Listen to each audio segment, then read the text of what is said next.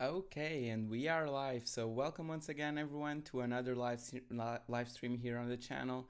So I know I haven't been posting a lot of videos lately, but that's about to change, and the live streams are about to go back with my post qualifying reaction for the 2022 Austrian Grand Prix. I almost said Australian Grand Prix. So in this stream, we are going to take a look at the results and the main highlights of qualifying. This is going to be a relatively quick live stream because it's very hot in here and I have to close all of the doors and windows in order to live stream. So we are just going to take a look at the results, then take a look at your thoughts on everything that happened during qualifying. It was a very crazy qualifying session with both Mercedes getting out, but we'll get to that. And we'll begin by taking a look at the results that happened in the qualifying session here for the 2022 Austrian Grand Prix. And then we are just going to discuss how things may pan out for the sprint tomorrow. So without any further ado, let's actually begin by taking a look at the results for the 2022 Austrian Grand Prix qualifying. So wrong display. I'm sorry, we are having some technical difficulties and I just need to pull over the live chat to the other window and okay, we should be good by now. You should be watching my screen here with the qualifying results. So we are going to begin by taking a look at everything that happened in qualifying, and we are going to start from the bottom with some of my highlights of everything that happened.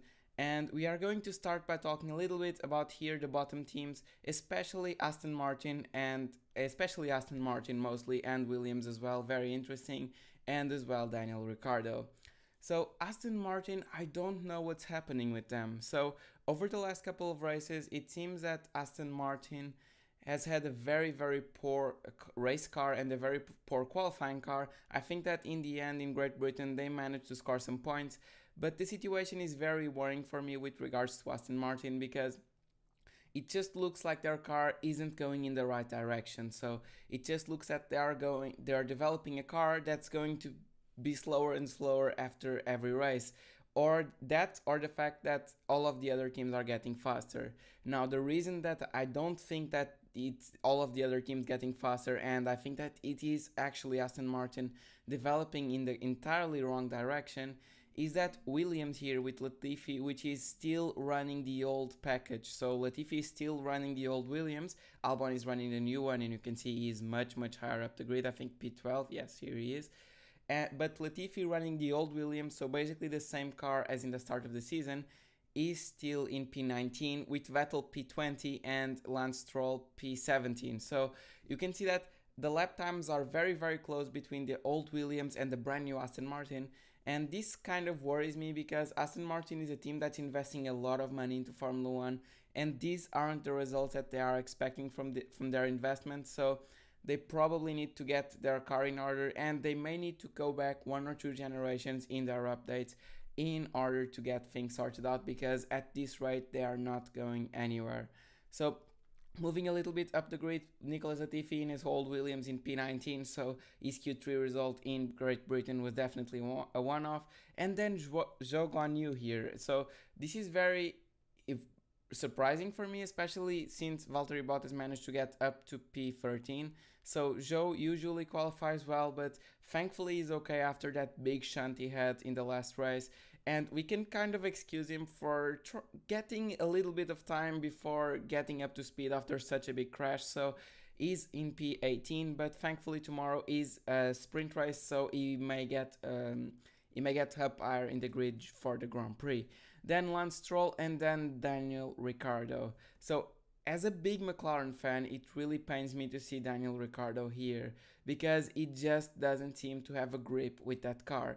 Now, in all fairness to Ricciardo, in this race it wasn't only him. So Lando Norris here in P15, also a very shocking qualifying from the Brit, saw him without any confidence in the car in Q2. So in Q2, even though he managed a 106.330 in Q1, which is over 3/10 faster than Daniel Ricciardo, just for context, but in Q2 Lando just told us that he didn't have any confidence in the car, and he only managed to do and he only managed to do a 1:25.847, which is very very slow. And you can see here, compared to it was about the slowest timing of out of anyone in qualifying, including the Mercedes. So it's very interesting to see Lando Norris not having the confidence in the cars for the brakes, because one of the main complaints that we have been hearing from Daniel Ricciardo ever since he joined McLaren Mercedes is that the brakes on that car aren't easy to control at all. And it's very interesting to see that he's not being able to get to grips with that McLaren, and now Lando seems to be suffering from the same problems. So we may need to cut Ricciardo a little bit of a slack, because there's definitely a braking problem in that McLaren, and they need to sort things out. Now, I definitely think that Daniel Ricciardo and Lando Norris need to get the sprint in order to jump a few positions, because both of them are really better in the race than in qualifying. Well, I'll take that back. Lando Norris is pretty balanced between the two, but Daniel Ricciardo is much better in the race than in qualifying. So I'm hoping that tomorrow he will be able to make a few places in the sprint. It will definitely make the sprint very interesting. Then, now that we are going team by team, let's talk about AlphaTauri, because both Yuki Tsunoda and Pierre Gasly, very disappointing qualifying session for them. They were both in Q3 last year in this same circuit, so very disappointing to see them out in Q2 here, and with Yuki Tsunoda on P14. It's very disappointing, and I think that there's just something about that AlphaTauri riding the curbs that the car doesn't like to do that. The car is very easy to offset, and I just think that's the problem. Now Valtteri Bottas outqualifies his teammate Guan Yu Zhou by a fair few margins. So he did a 1:06.319, while Zhou did a 1:06.901, so over 6 tenths of a second. So a very big margin between the two Alfa Romeo cars. And then we have the Williams of Alex Albon. Now, I had my fair few doubts after the first runs of Q1, when Albon was out and Nicholas Latifi was into Q2, but all of those doubts seem to have been resolved now that Alex Albon, with the brand new upgrades, managed to get up to Q2, and he did a very respectable lap time. So a 1:06.230 is just over 1/10 slower than Alonso here in Q3. So a very, very good lap time from Alex Albon, and it shows us that that Williams car, even though it's very simple in its aerodynamics, so it has the same kind of concept as the a Red Bull or the Aston Martin, where the side pod just slopes down, but it's a car that has a very simple aerodynamic structure, but they seem to be able to extract lap time out of it, and over time they may be able to refine that structure, such as the AlphaTauri, such as the Red Bull, and such as the Aston Martin, in order to gain some lap time. But a very, very good result from Alex Albon in a track that wasn't supposed to favor the Williams car. And now finally, let's go to Q3. So for Q3, we have a few standout results. So you may notice that I haven't mentioned Haas, but both of their drivers are in Q3. So Kevin Magnussen ahead of Mick Schumacher, a very, very good result. A very, very good result for them. And I just think that Haas is in a state where if they bring the right updates to the car, they definitely can score a lot of points. So just last race in Great Britain, they managed to score a double points finish, which was a very, very good result for the team.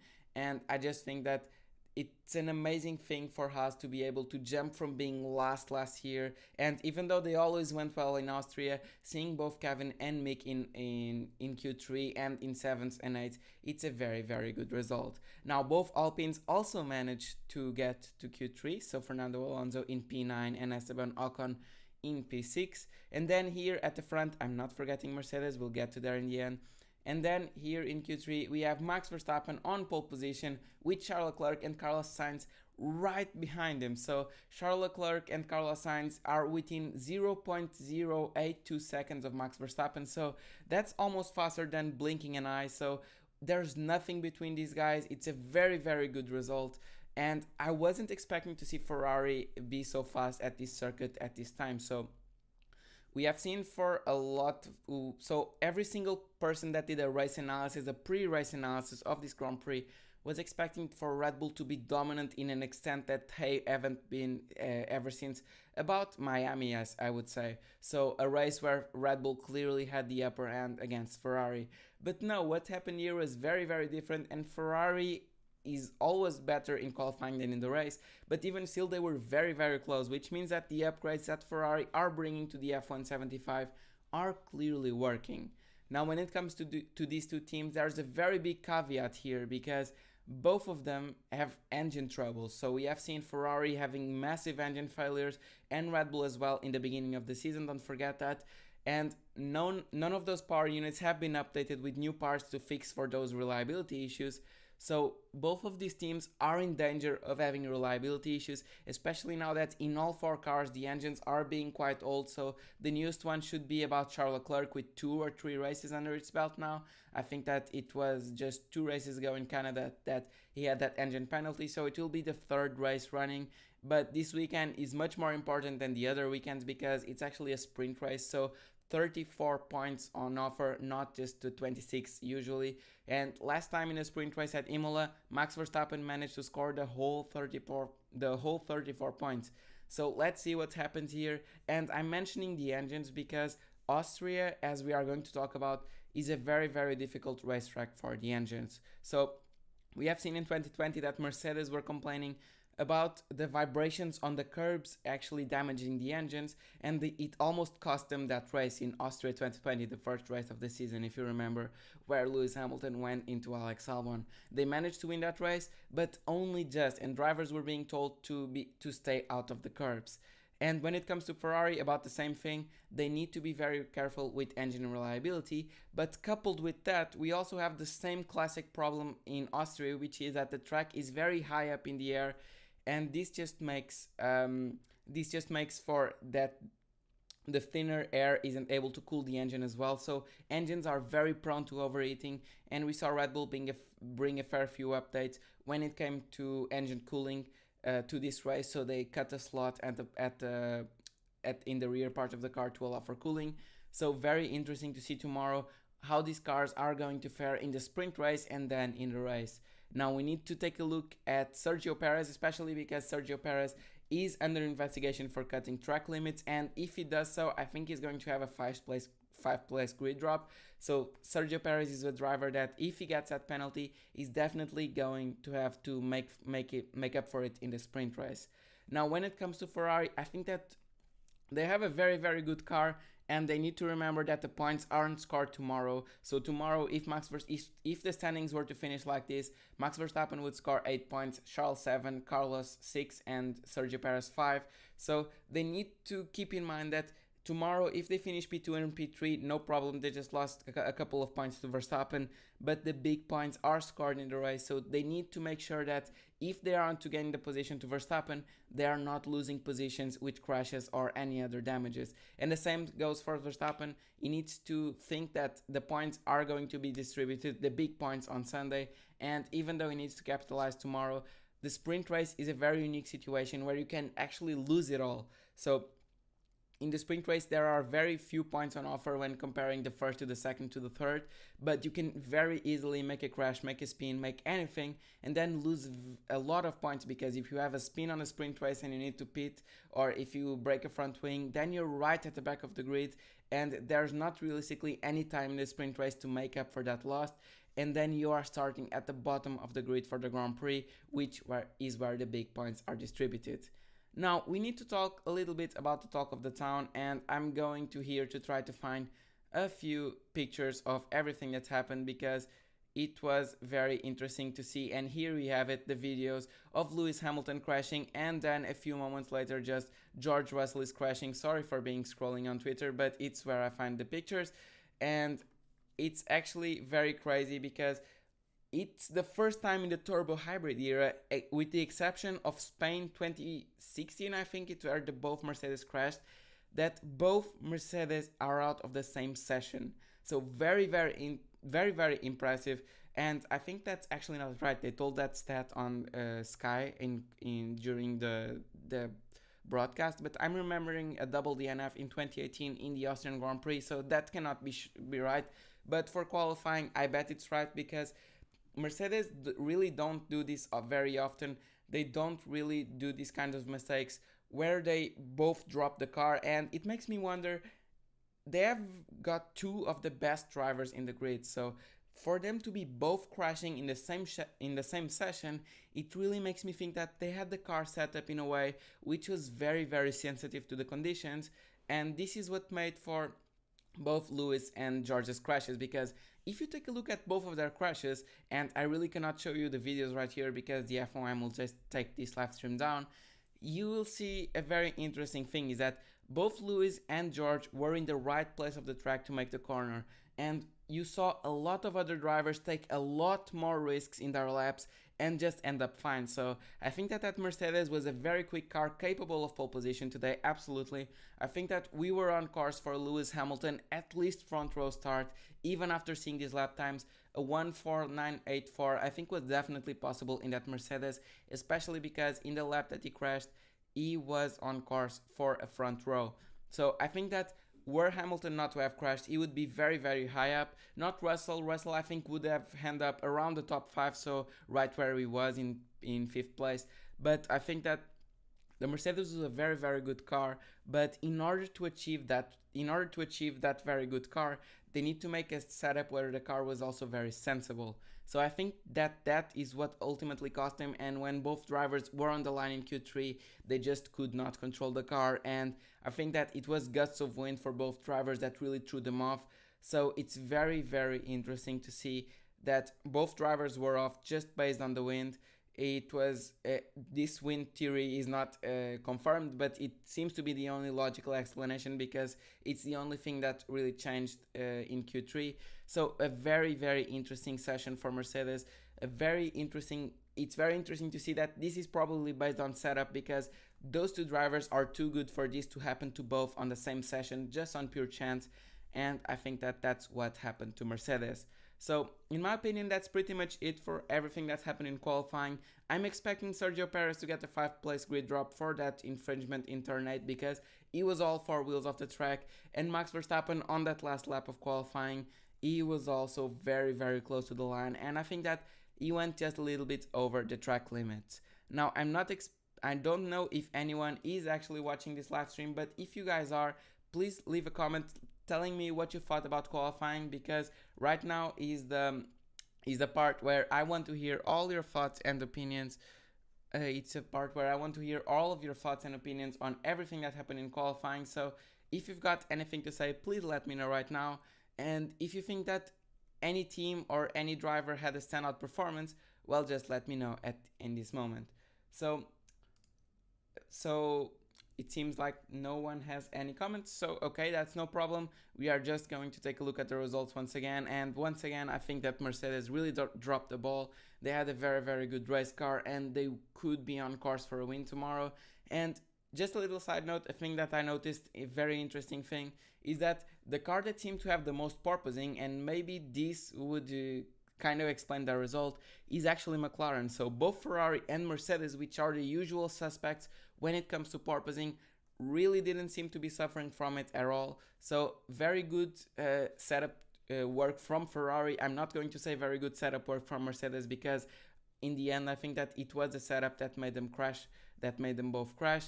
So very interesting to see that the cars and the teams are finally understanding porpoising in a way where they can prevent their drivers from suffering. But when we watch that on board, especially from the helmet cam of Lando Norris, you saw that he was going up and down and up and down and up and down, and that was very interesting because he seemed to be one of the only drivers suffering from porpoising. Even cars like the Haas, which is very notorious for porpoising, weren't suffering from it, and I also didn't saw it in the Alpine. So definitely a very interesting session. Teams seem to be on top of their cars. Teams seem to be finally finding ways to fix the porpoising issues, but we need to take a look at the technical directive that's going to be introduced in just a couple of races that may hinder the Ferrari and Red Bull's ability to fix porpoising and to be that quick, because it's something to do with the plank of the car. Ferrari and Red Bull are using a double plank, whereas all of the other teams are using a single plank, and that may be helping them with the plank wear rule, where the plank can only lose a certain percentage of its weight. But I'm going to investigate that topic much deeper, and I'm going to have a full video dedicated on that over the next couple of weeks, so stay tuned for that, because that technical directive will come into play in the Belgian Grand Prix, I think. And today it was also announced that due to inflation, teams would have a 3.1% extra on the cost cap, so about an extra $4 million on the cost cap, which is definitely going to spread the distance between the top teams and the bottom teams. Okay, but that's pretty much it for the qualifying report for the 2022 Austrian Grand Prix. It was a very good qualifying session. I enjoyed it very much. And tomorrow in the sprint, I'm expecting a lot of order changes because I think that especially around the bottom part of the top 10 and the upper part of the Q2 runners, so from 10 to 12, I think that there are a lot of drivers out of position, and I think that Austria is such a good racetrack to promote overtaking, so I'm expecting a lot of changes in position tomorrow, and I'm very excited for the sprint. So the sprint is going to be tomorrow. I'm going to need to check the time to tell you, so just bear with me for a second. So the sprint is going to be at 3:30 GMT and it's going to run for an hour. And then the race is going to be at 2 p.m. GMT. So stay tuned, sync your calendars, because it's going to be a very important weekend for Ferrari in the championship. If they are going to turn this championship around, it needs to be now. We are halfway done through the season when this race is over. So Ferrari really needs to do something. So that's been it for this live stream. I really hope you guys enjoyed. And next time I'm going to let you know with a bit more leeway when I'm going live, because I understand that there's not a lot of you guys right now here because I just started this live stream instantly after qualifying and I kind of did not plan it. But coming up in the next few weeks are going to be a lot of planned live streams. So be sure to like and subscribe if you guys enjoyed this live stream, and I will see you in the next one. Goodbye.